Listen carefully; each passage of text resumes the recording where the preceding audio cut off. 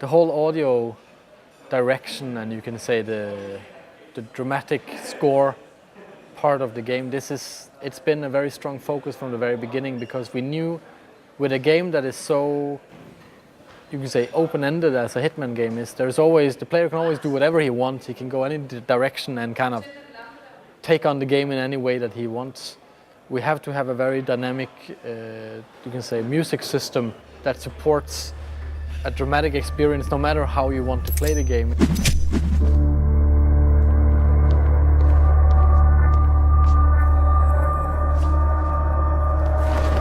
The inspirations for the Hitman Absolution game has definitely been the bigger Hollywood movie scores. We wanted to keep some of the epicness from the past installment of the Hitman franchise, and then we wanted to give it some added grit. So we both have the polished Hollywood musical score, and we have the darker, tense, aggressiveness. And those two worlds, when they collide, it supports Hitman Absolution in its best. Get away now! One of the things that really inspired me with the music production was the fact that it was a very diverse setting, which meant that it needed some diverse music.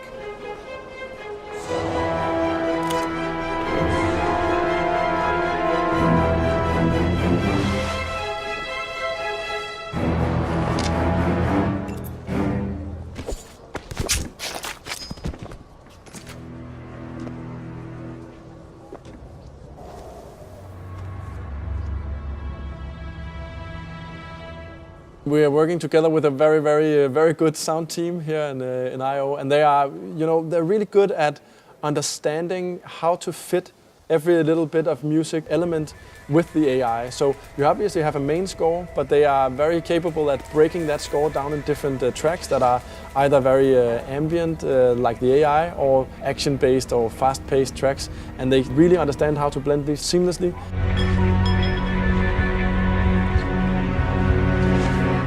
The music is tying into all the different AI states in the game, so whatever the AI is doing, if the NPCs get agitated, the music will follow them organically, and the more joining in, the more the music will kind of ramp up. And on the other way, when they kind of stand down into ambient, they will kind of go back into a more, like a less suspenseful, more kind of ambient kind of state. It's not just the music that changes based on Hitman's interactions. We have some very advanced audio setups, so we really wanted to work hard on the interactivity. What's important here is that the music and the audio will support the game best way possible.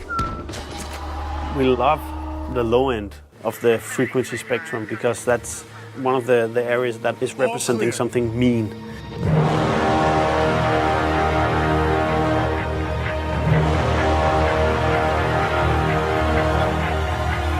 So we pay a lot of attention to actually the whole frequency spectrum within the whole audio production.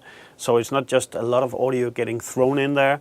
We know that the dialogue is sitting in the mid-range of the frequency spectrum, and we sort of try to design the music and the rest of the sound effects design around that. Come on in here. Amos, waiting up, better not be you again. I'm gonna tell your mama you're here. So the way we use the dialogue is really to base the sound effects, the sound design, and the music around the dialogue. Because you can say a dialogue line in many ways. Come on, fucker, work, come on. The way we handle dialogue this time around has been quite different compared to the other Hitman games, in that we have had the opportunity to work with some really great voice talent from America. And instead of just doing a lot of ADR recordings, we were actually lucky enough to have them in the same room while they were recording the motion capture. We also recorded the actual voices. And that has brought a new level to our believability in the dialogue and the overall storytelling for our game. Hot sauce is a big hit, huh? I think the guys have been spiking their beers with it. Dialogue is the most important piece of audio in the game. It's not music, it's not sound effects. If you don't believe in the dialogue, and if it doesn't tell the story correctly, you don't have a game. For years, Diana Burnwood was my sole handler at the agency. She supplied information and secrecy. and I sold perfection. Together, we had trust.